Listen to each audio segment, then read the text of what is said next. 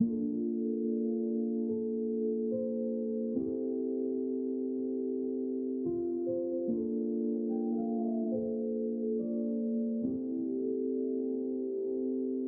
and welcome back to our video series called Divine Above and Divine Below. We've been looking at who God is and His transcendence, His above us-ness, I suppose you could say.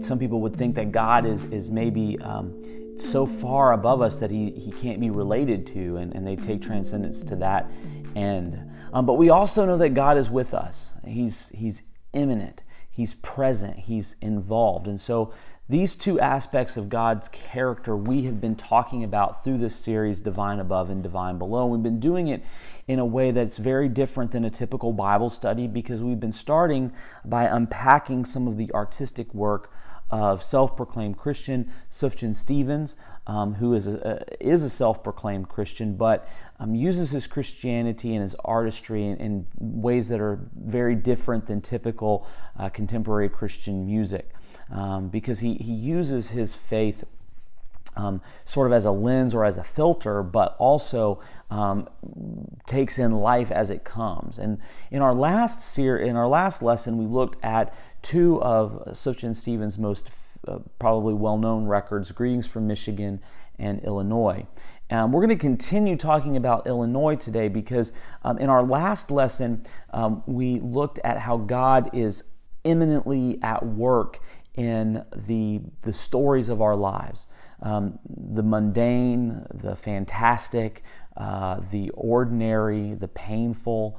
And really what I want to talk about today is that last one, and really kind of explore that a little bit more fully. God at work in the brokenness and the pain of our lives. If you read Genesis chapter 3 and the story of Adam and Eve breaking God's single commandment at creation, not to eat of the tree of the knowledge of good and evil, you know that sin is a result of that moment, and that the brokenness of the world, the brokenness of the relationships between human beings, between us and God, us and creation, are all a result of the fall, and we all play a part in that. And so sin enters the mix, and we are wrapped up in this brokenness. And sometimes that brokenness, that sinful brokenness, has some pretty dramatic effects. And it's seen in some of the most evil, kind of violent people imaginable. One such person is a guy named John Wayne Gacy Jr., serial killer, who happens to be from the state of Illinois. And of all the people that Sufjan Stevens could have written about and sung about in this Illinois record, he chooses John Wayne Gacy for, I think, a very, very specific reason. So I want you to take a listen to the song John Wayne Gacy Jr. On the Illinois record by Sufjan Stevens.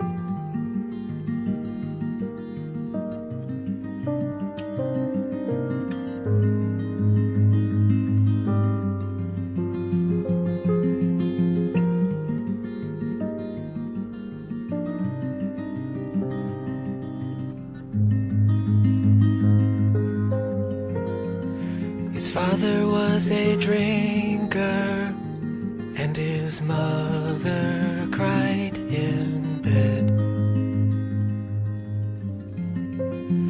folding John Wayne's t-shirts when the swing set hit his head.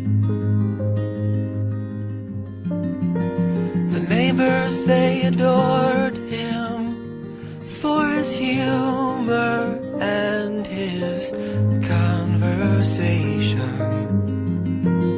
Look underneath the house there, find the few living things riding fast in their sleep.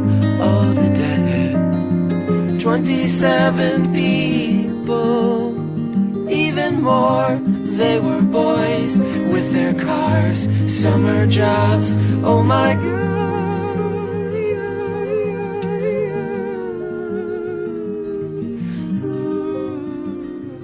Are you one of them?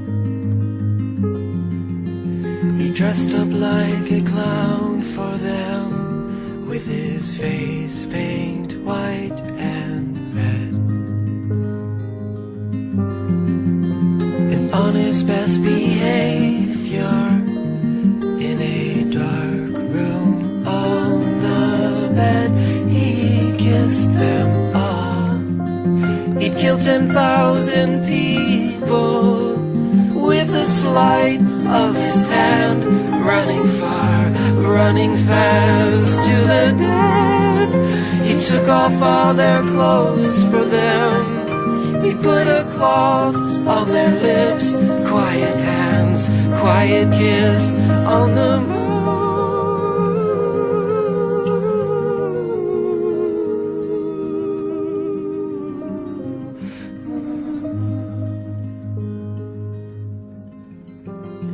In my best behavior, I am really just like him.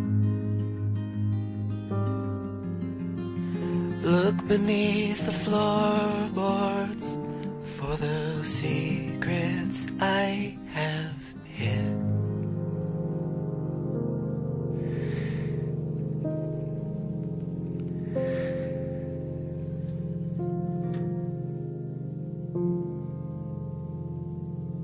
In this song, which I'm going to admit is kind of a disturbing song, it's about John Wayne Gacy Jr. It talks about his early life and his mother and his alcoholic father and how he was a fairly affable child, and then it kind of goes into his psychotic serial killer mode where he tortured and sexually assaulted boys, dressed up like a clown, and he talks about 27 people who were hidden in the floorboards or the crawl spaces of his house.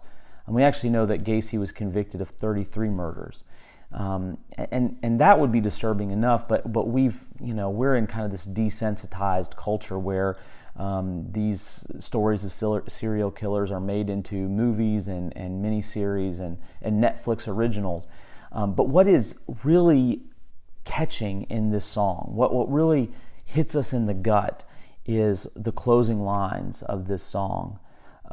Stevens sings this in the closing lines. He says, "And in my best behavior, I'm really just like him. Look beneath the floorboards for the secrets I've hid." Stevens actually said in an interview about this song, he says, "I believe we all have the capacity for murder. We are ruthless creatures. I feel insurmountable empathy, not with his, that's Gacy's behavior, but with his nature. And there was nothing I could do to get around confessing that, however horrifying it sounds." You know what Stevens is talking about, this evil root, it's very Christian idea. It's very Protestant, very Reformed idea. This idea that sin taints us in such a complete and total way. Jesus himself says in Matthew chapter 5, he says, "You've heard it said to those of old, you shall not murder, and whoever murders will be liable to judgment. But I say to you, everyone who is angry with his brother will be liable to judgment. Whoever insults his brother will be liable to the council. Whoever says you fool will be liable to the hell of fire."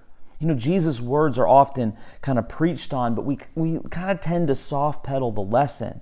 This idea that yeah, we're sinners, but there are people that are much worse than us. We're not ISIS. We're not the Taliban. We don't have that capacity. And yet, what Sufjan Stevens wants us to wrestle with, what Jesus wants us to wrestle with, is that sin is there. God says to Cain, it's crouching at your door, ready to pounce in murder and rage, in violence. John Calvin, who a lot of people don't like what he has to say, but I'm a Calvinist, and maybe that diminishes everything that I've said thus far. But he says this, he says, "For our nature is not only utterly devoid of goodness, but is so prolific in all kinds of evil that it can never be idle."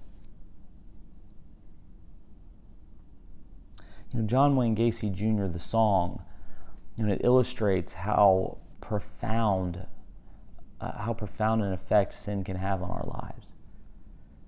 It can break us. It can break our mental capacity. It can break our souls.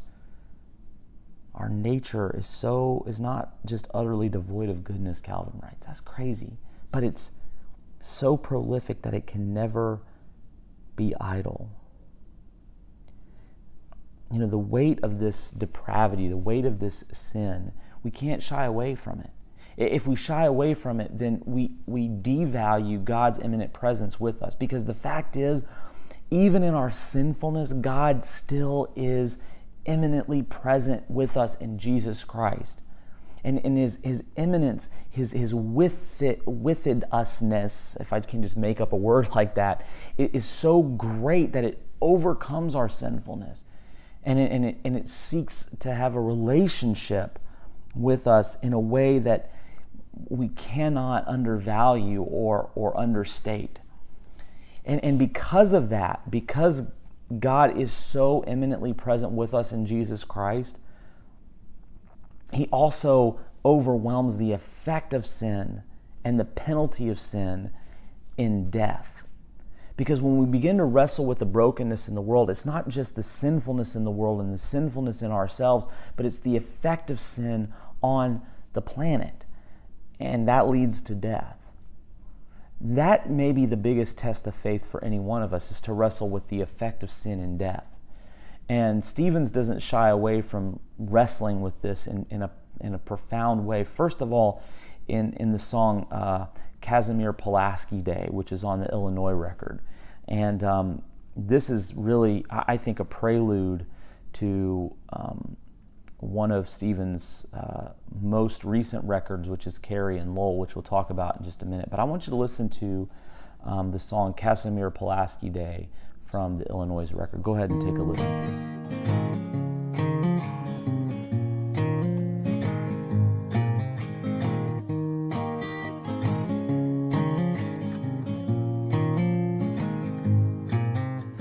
Goldenrod and the 4-H stone, the things I brought you when I found out you had cancer of the bone.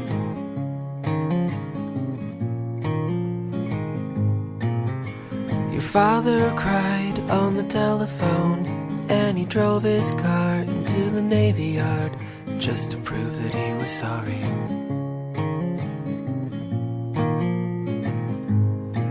In the morning, through the window shade, when the light pressed up against your shoulder blade, I could see what you were reading.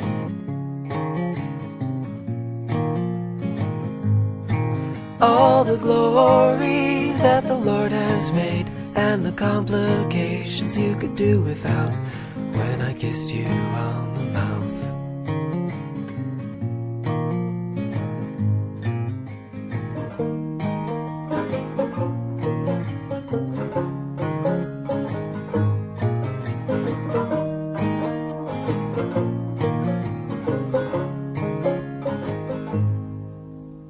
Tuesday night at the Bible study, we lift our hands and pray over your body, but nothing ever happens.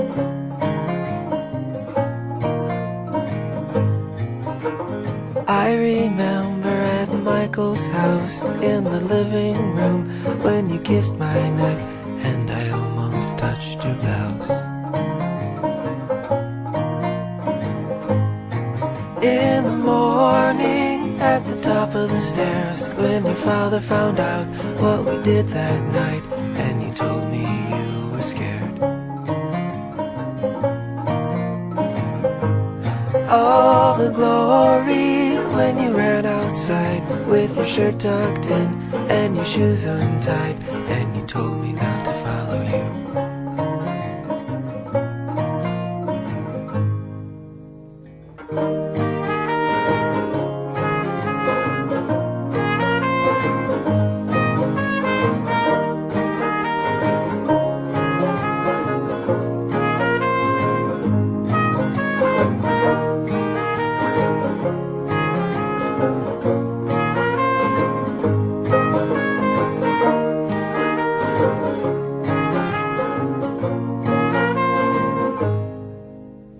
Sunday night, when I clean the house, I find the card where you wrote it out with the pictures of your mother.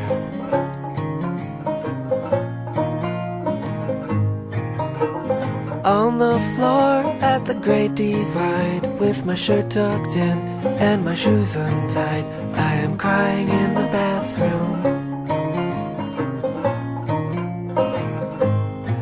In the morning, when you finally go, and the nurse runs in with her head hung low, and the cardinal hits the window.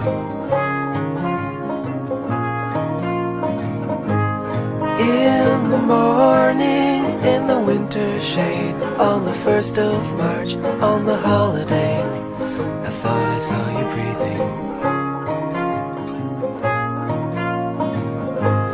All the glory that the Lord has made, and the complications when I see his face in the morning in the window. All the glory when he took our place, but he took my shoulders and he shook my face, and he takes and he takes and he takes.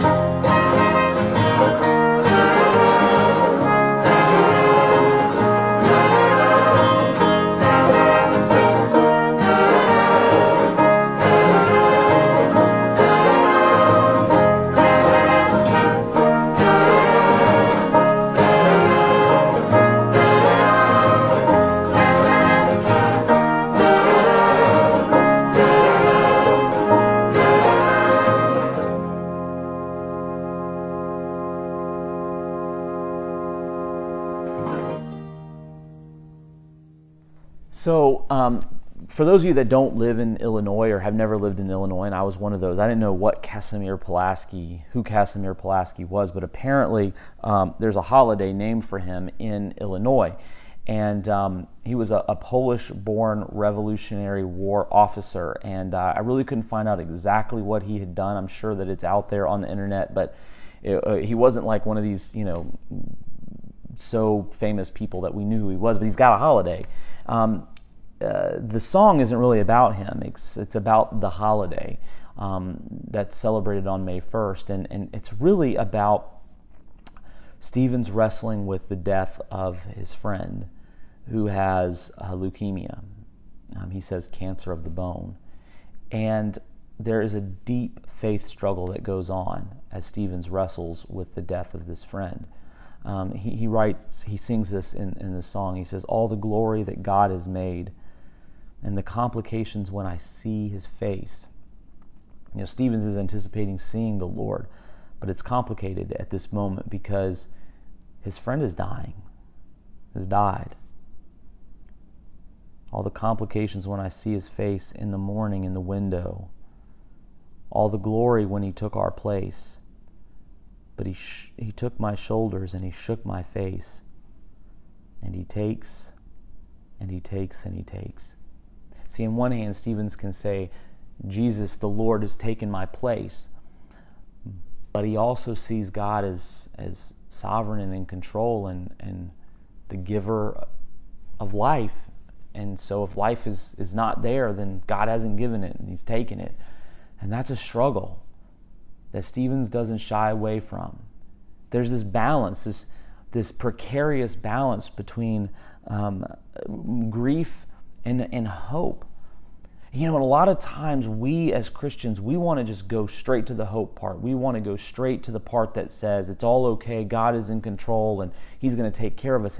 And that may be true, but we don't take time to really grieve. And the weight of this song, Casimir Pulaski is on the grief and the faith struggle. Sung-Chan Ra is a professor, and he wrote a book called Prophetic Lament, A Call for Justice in Troubled Times, and he talks about our tendency to want to jump to praise without the pain. He writes this, he says, the evangelical culture moves too quickly to praise from lament. And then he offers this corrective statement. He says, neither the absence of human comfort nor the human attempt to diffuse and minimize the emotional response of lament serves the suffering other. It only adds to the suffering. The appropriate response would be to express presence and an expression of lament alongside the sufferer rather than explain away the suffering. You know what I think what Stevens does in Casimir Pulaski Day is to offer a faith-based pattern of allowing for lament that deals and wrestles with the brokenness and pain, just like he wrestles with the brokenness of our own sin that accompanies death and disappointment. And this expression of disappointment and death, it's further complicated when relationships are broken that are supposed to be sacred. And in the album Carrie and Lowell, this is the most personal record that Stevens has ever put out. It's about the struggle that Stevens has after the death of his mother. Stevens' mother suffered from some mental illness and some other issues, and she abandoned Stevens and his siblings when he was only a year old. But Stevens' stepfather, Lowell Brams, kind of, I don't want to say forced, but encouraged the title character, Carrie, that's Stevens' mom, to kind of re-engage that relationship. And so even though Lowell and Carrie ultimately divorced, Stevens stayed good friends with Lowell, and they became partners at Asthmatic Kitty, and they started that record label together. It's a really kind of great, heartwarming story. But when Stevens' mother died, it was a struggle for him. And this album is a testament to that struggle. And in the opening track called Death with Dignity, we really get a sense of that struggle. I want you to take a listen to this track from Carrie and Lowell.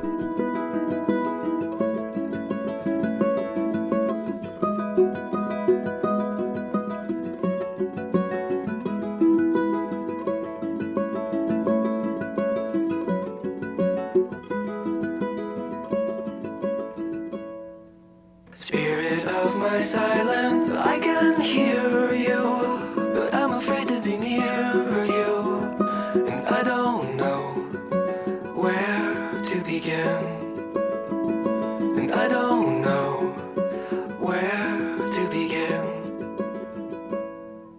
Somewhere in the desert, there's a forest, and an acre before us, but I don't know where to begin, but I don't know where to begin. Again, I lost my strength completely. Oh, be near me, tired old mare with the wind in your hair.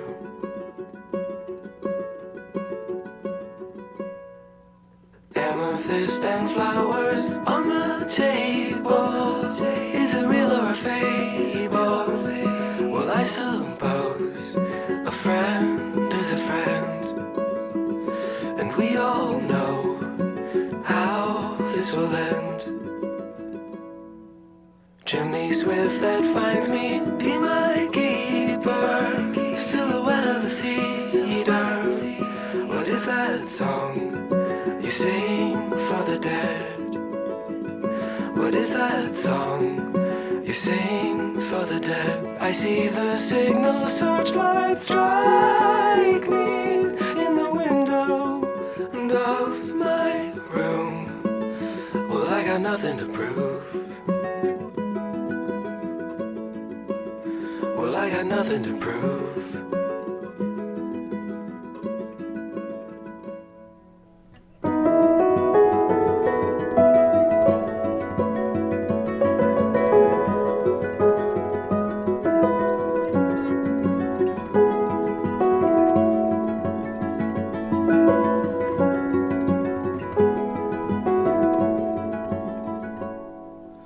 I forgive you, mother, I can hear you, and I long to be near you, but every road leads to an end. Yes, every road leads to an end. Your apparition passes through me in the willows and 5 red hens. You'll never see us again. You'll never see us again.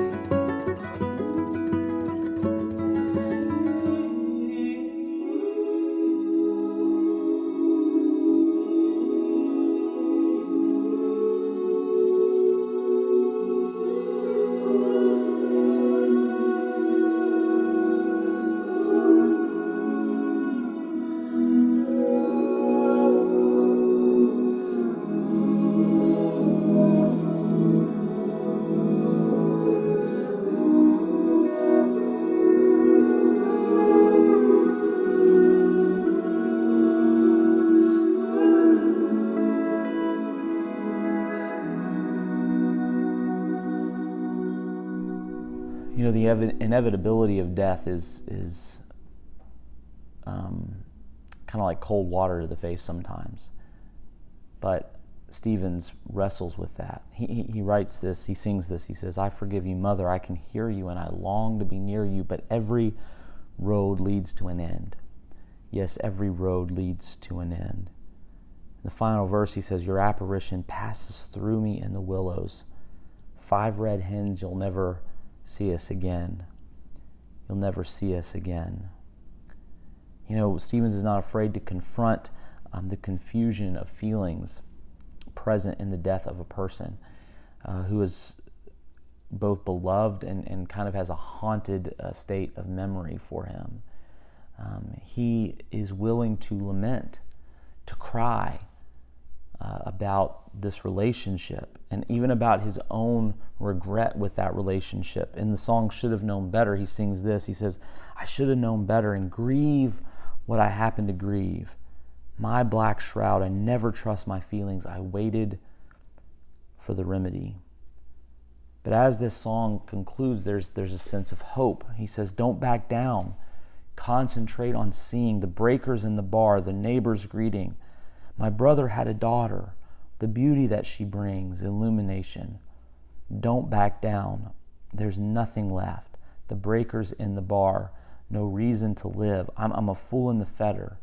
Rose of Aaron's beard, where you can reach me. Don't back down. Nothing can be changed. Cantilever bridge, the drunken sailor. My brother had a daughter, the beauty that she brings, illumination. Take a listen to that song, Should Have Known Better, and pay special attention to those lyrics.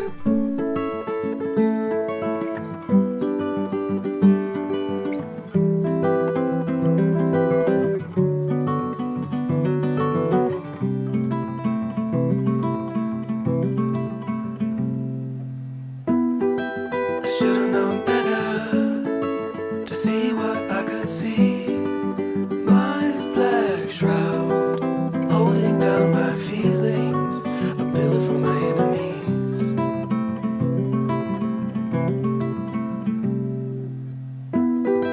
I should have wrote a letter and grieve what I happened to grieve. My black shroud, I never trust my feelings. I waited for the remedy.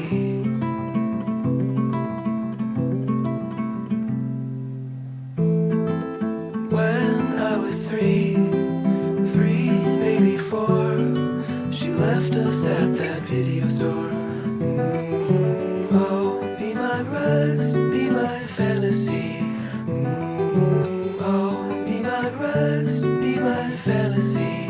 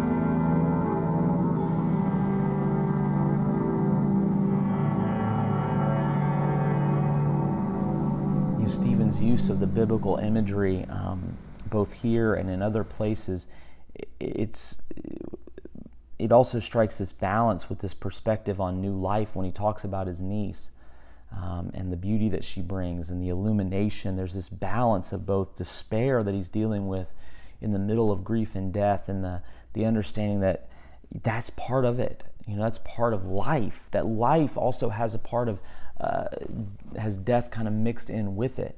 And Jesus is one that is talked about as one acquainted with our suffering. And we see this in a personal way in Jesus' own life in John chapter 11. In John chapter 11, he has these friends, Mary, Martha, and Lazarus dies. And Jesus shows up to the funeral knowing what he's going to do. He knows that, and if you're a church person, you know the story, he raises Lazarus from the dead. But then in the middle of this, we get these two words. In John chapter 11, verse 35, it says, Jesus wept. Shortest verse in the Bible. Everybody that knows the Bible knows that. And yet it's right there, and the people look at Jesus and say, see how he loved him. Now, Jesus knows that the resurrection is coming. The physical, right then, right now, not in the future, Mary and Martha reunited with Lazarus, him reunited with Lazarus is going to take place. Jesus weeps because the death is still present. Loss is still there. And like Sung-Chan Ra says, we too often, we want to go straight to the praise and forget that lament is important. This is what he writes later on in the book. He says, the church should become the place where the fullness of suffering is expressed in a safe environment. Liturgy, worship, leadership, small groups, and other aspects of church life should provide the safe place where the fullness of suffering can be set free. I want you to listen to the song, John My Beloved, and I want you to think about the prayer that Stevens offers in this song. Go ahead and take a listen.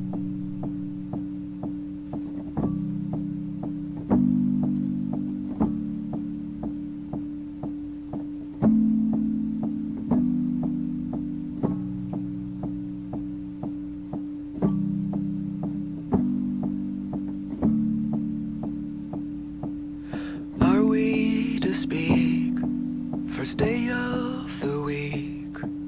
Stumbling words at the bar. Beauty, blue eyes, my order of fries.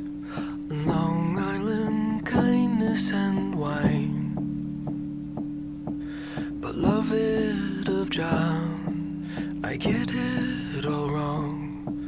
I read you for some kind of poem, covered in lines, the fossils I find, have they no life of their own? So can we pretend sweetly before the mystery ends? I am a man with a heart that offends with its lonely and greedy demands.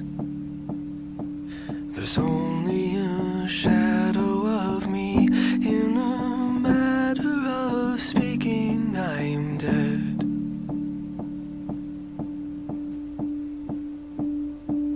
Such a waste, your beautiful face, stumbling carpet arise. Go follow your gem, your white feathered friend. Icarus point to the sun. If history speaks of two baby teeth, I'm painting the hills blue and red. They said beware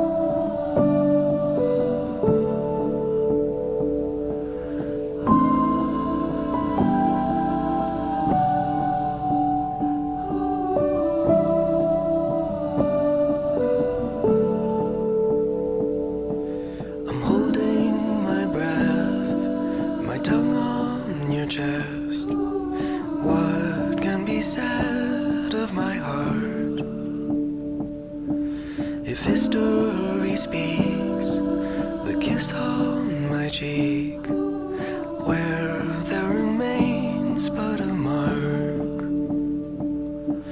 Beloved, my John, so I'll carry on, counting my cards down to one. And when I am dead, come visit my bed. My fossil is bright in the sun. So can we contend peacefully before my history ends. Jesus, I need you, be near me, come shield me from fossils that fall on my head. There's only a shadow of me, in a matter of speaking, I'm dead.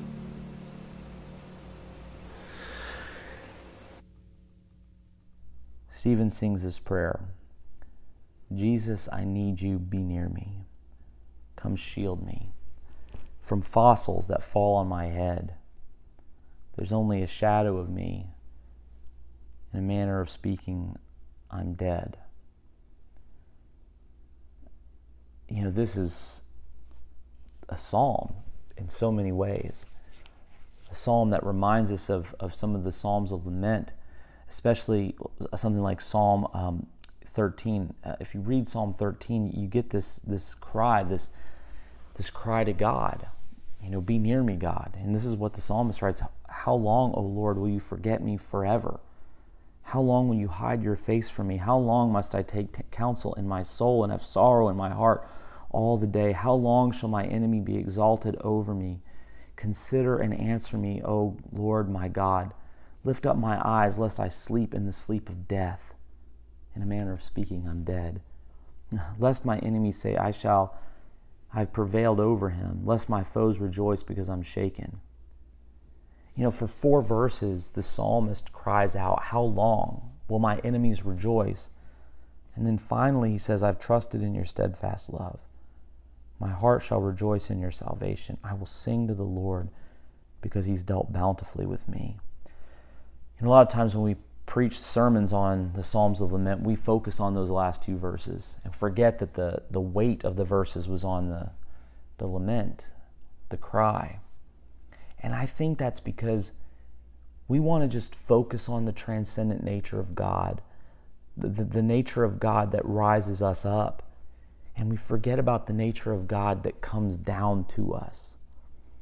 Jesus, who being in the very nature of God, did not consider equality with God something to be grasped, but took on human flesh, took on the nature of a servant. And then he subjected himself to death, even death on a cross. That's what Paul writes in Philippians 2, the humility, the transcendent come to earth. You know, as followers of Jesus Christ, one of the things I hope that we can focus on is that God is transcendent. He is mighty. He is awesome. He is amazing. And we should get caught up in that immaculate, that divine, that mythical, that fantastical story. It should elevate us. It should inspire our creativity. And it should remind us that in that creative God, he has come down to earth to recreate us. It's both and. It's transcendence and it's immanence. It's power and it's humility. God is above us and he's below with us. I hope that these videos have inspired you to hold on to God in both ways. And a lot of times our churches do. We kind of tend to want to emphasize one over the other, and we forget that God is in the muck and in the mire, and he's an elevator out of that. I hope that as we live our faith journeys out, that we will seek to be inspired, but also to be patient. That we will be motivated and elevated, but also humble. That's my prayer for all of us. I hope it's true in your lives.